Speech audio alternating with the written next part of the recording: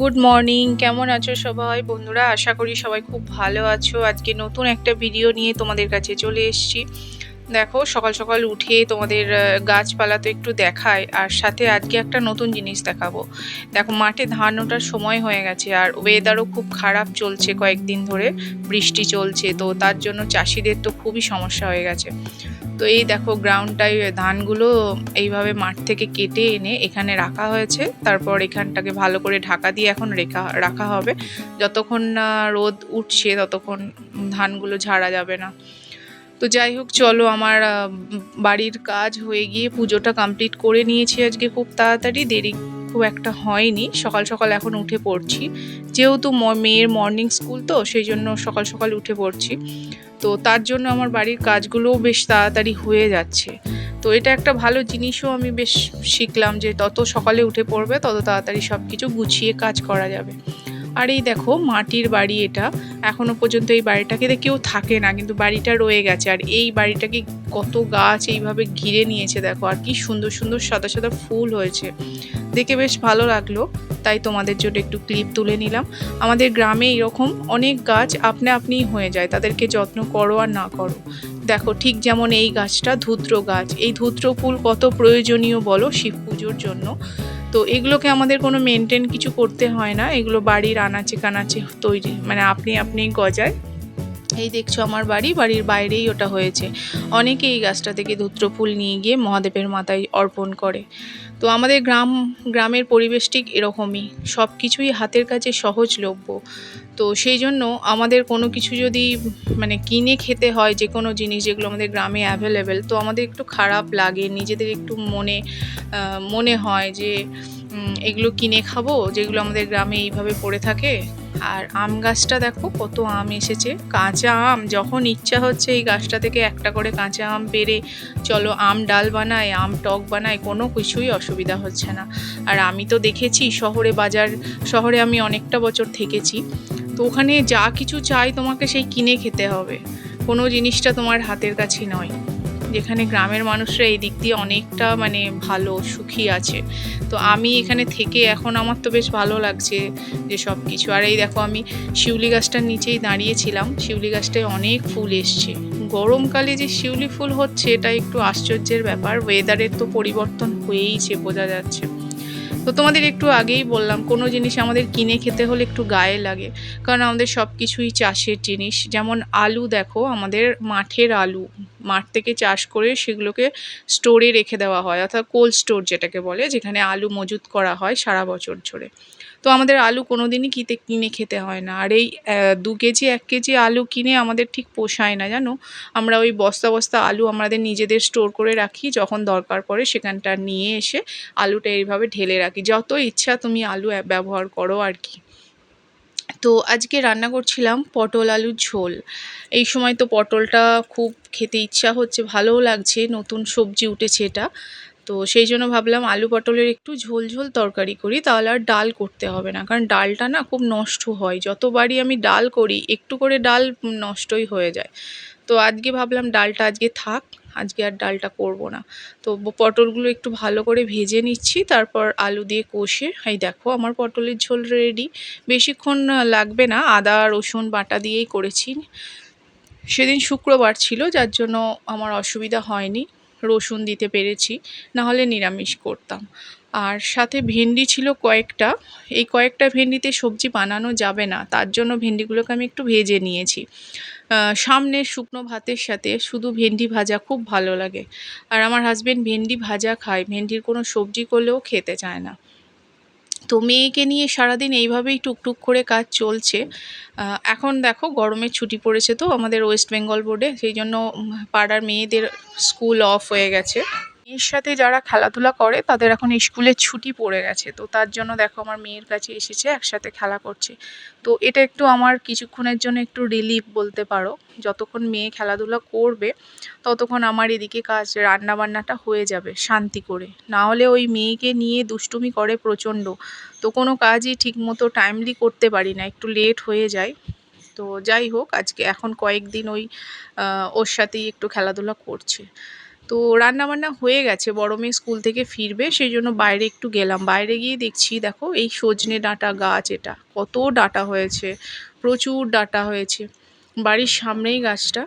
আর দেখো এত রোদ, মানে রাস্তা পুরো ফাঁকা, কেউ বাড়ির বাইরে নেই।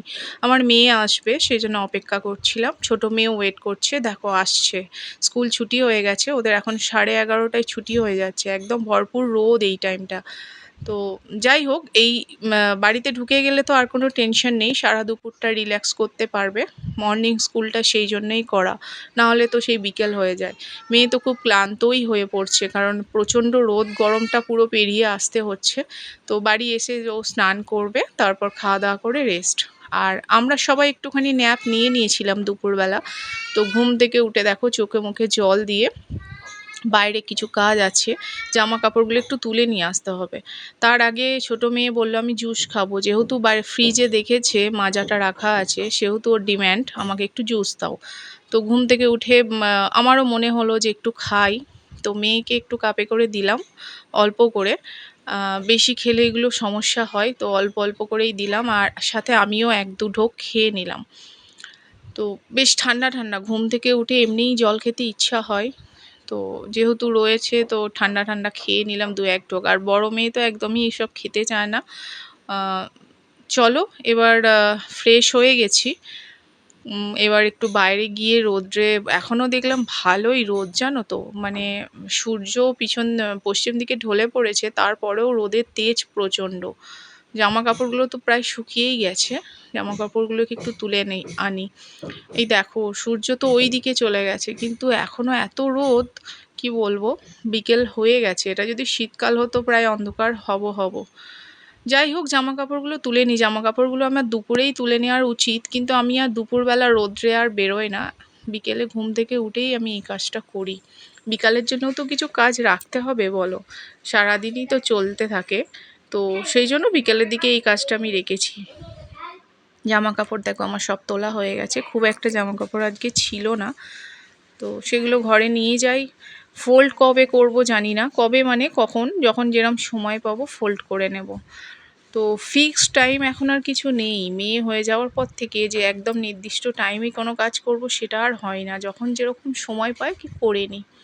অনেক দিন পর বইপত্রগুলো একটু খুলে বার করলাম, দেখা যাক, বলছে তো এখন চাকরির পরীক্ষাগুলো হবে, তো বইগুলো আমার সবই রয়েছে, সবই ধুলো পড়ে গেছে, তুলে রেখে দিয়েছিলাম, যেহেতু এত বছর কোনো পরীক্ষা হচ্ছিল না। তো বিকেলবেলা একটু ফ্রি ছিলাম, ভাবলাম চলো বইপত্রগুলো একটু দেখি কোনটা কি আছে, কোনটা কি আরও লাগবে। তো মা মেয়েতে বসে সেটাই করছিলাম, কারণ মেয়ে খুব ডিস্টার্ব করছিল। মেয়ে বললো আমারও বই লাগবে, তোকেও একটা পাশে বই দিয়ে বসিয়ে দিয়েছি, নাহলেও আমার এই কাজটা করতে দেবে না। ছোট্ট বাচ্চা নিয়ে বাড়িতে সারাদিন কাজকর্ম করা কতটা যে মুশকিল, সেটা যারা করে তারাই বুঝতে পারবে। যে কোনো কাজ করতে যাবে, তোমার যেটা 5 মিনিটের কাজ সেটা তোমার 10 মিনিট কি 15 মিনিট লাগবেই। তো আবার অনেক কিছু ভুলও হয়ে যায়। তো এইভাবেই মেয়েকে নিয়ে সারাদিন চলছে আর কি। যতটা পারা যায় সুষ্ঠুভাবে করার চেষ্টা করছি, সবটা তো হয়ে উঠছে না, যতটা পারা যায় আর কি। তার মধ্যে আবার তোমাদের জন্য ভিডিও বানানো, সব কিছু করা। এখন শুধু মনে মনে এটাই ভাবি, যখন আমি ফ্রি ছিলাম তখন কেন আমি এই ইউটিউবে আসলাম না। তখন অনেকটা সময় আমি ফ্রি থাকতাম, তখন তোমাদের কাছে আমি ভিডিওগুলো আরও সুন্দরভাবে প্রেজেন্ট করতে পারতাম। এখন তো এত কিছু সামলে তারপর তোমাদের জন্য ভিডিও নিয়ে আসা অনেকটা চাপের হয়ে যাচ্ছে। তারপর তো তোমরা আবার অনেকে দেখছোই না, লাইকও করছো না। প্লিজ সবাই একটু করে লাইক করো, লাইক করলে না মনটা বেশ ভালো লাগে, যে আমি যে এত কষ্ট করে সারাদিন করে একটু একটু করে তোমাদের জন্য ভিডিও বানিয়ে সেটা এডিট করে তোমাদের জন্য ভিডিওটা পোস্ট করলাম, তো সেটা তোমরা যে তোমাদের ভালো লাগলো, লাইক করা মানে তো তোমাদের ভালো লাগা, তো সেটা আমার ভালো লাগবে। তো যাই হোক, চলো বিকালের দিকে মেয়েকে নিয়ে একটু বেরিয়েছিলাম মাঠের দিকে। এই দিকটা তোমাদেরকে দেখানো হয়নি কোনো দিন, তো আজকে একটু ভাবলাম চলো এই দিকটা যাই। এত সুন্দর একটা জায়গা জানো এখানটা। আমরা না আগে কি করতাম, যখন বিকালের দিকে হাওয়া দিত তখন এখানে বসে বসে আমরা পাড়ার 4-5 জন মিলে বসে গল্প করতাম।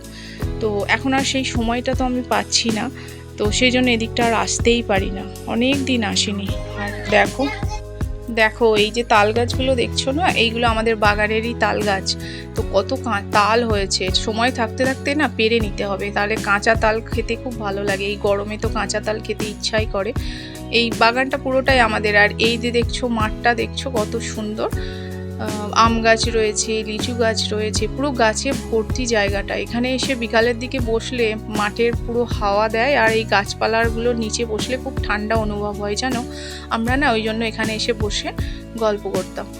দেখো মেয়েকে নিয়ে এসেছি, মেয়েরও বেশ ভালোই লাগছিল, যেহেতু ফাঁকা মাঠ এইভাবে ও দেখে না, ও ঘরের মধ্যেই থাকে, ও খুব একটা বাইরে বেরোয় না। বড় মেয়ে যেমন বাইরে বেরোতো, খেলতো, গ্রামটা ভালো করেও দেখেছে, কিন্তু ছোট মেয়ে খুব একটা বেরোতে চায়নি, দেখেনি, ওর বেশ ভালোই লেগেছে। দেখো আমরা ওই দিক থেকে এসেছি, ওই দিক থেকে তাকিয়ে দেখলে মনে হবে না যে ওখান দিয়ে আসা যাবে, মনে হচ্ছে যেন একটা জঙ্গল। আর এটা হচ্ছে বেগুনের জমি। এখানকার মানুষ, গ্রামের মানুষ জমিগুলো না ফেলে রাখে না। ধান আলু তো মেন আমাদের এখানের ফসল। তো ধান আলু হয়ে যাওয়ার পর যে অফ টাইমটা থাকে, সেই অফ টাইমে বেগুন বলো, উচ্ছে বলো, বিভিন্ন রকম সবজি লাগিয়ে দেয়। দেখো কাকতাড়ুয়া বানিয়ে রেখেছে। আমরা তো ছোটোবেলায় কাকতাড়ুয়া বইয়েতে পড়েছি। দেখো ছোট্ট ছোট্ট অনেক উচ্ছে গাছও হয়েছে। আর দেখো এখানে ধানগুলো যে কাটা হয়েছে বুঝতেই পারছো, জানো বৃষ্টি হয়ে গিয়ে কত নষ্ট হয়েছে জানো। এগুলো না খুব কষ্ট লাগে, অনেক কষ্ট করে ধানগুলো চাষ করে। দেখো মাথায় করে সব বোঝা বয়ে নিয়ে আসছে, তারপর ধানগুলোকে ঝেড়ে এই দেখো বস্তায় করে এইভাবে রেখে দেওয়া হয়েছে। এই ধানগুলো কিছু বিক্রি হয়ে যাবে, কিছু চাল বানাবে।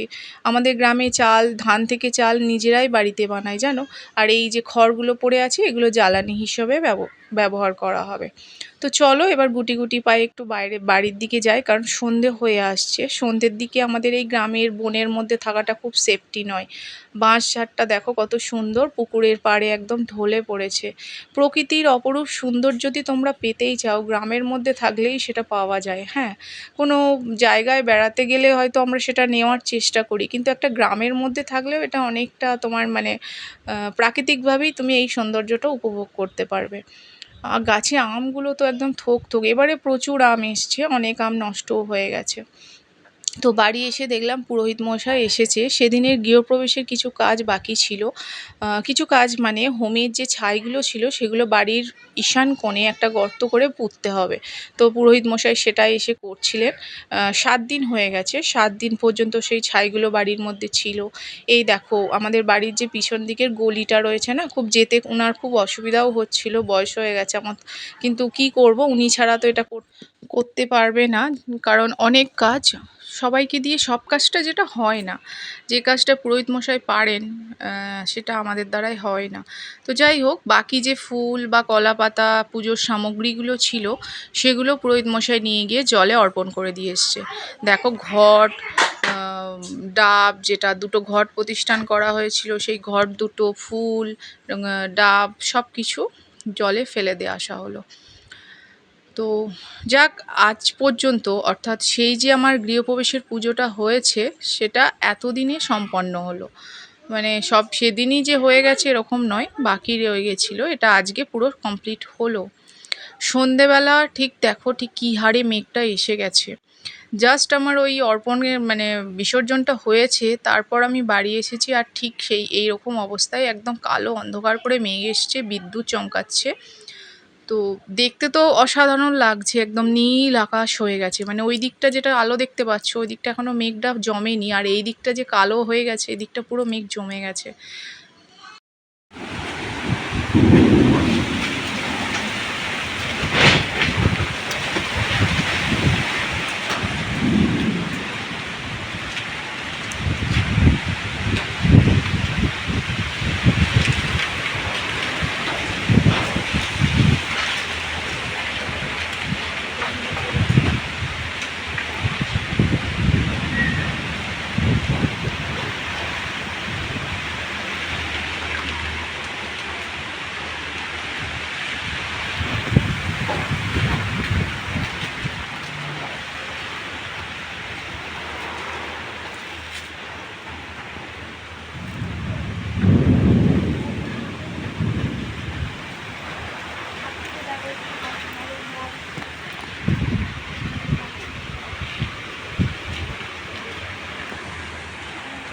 ঝড়ের আওয়াজে শুনে বুঝতেই পেরেছো ঠিক কী হারে ঝড় এসে গেছে, আর বৃষ্টিও শুরু হয়ে গেছে। চলো আমি ঘরে ঢুকে পড়ি, আর বাইরে থাকাটা ঠিক হবে না।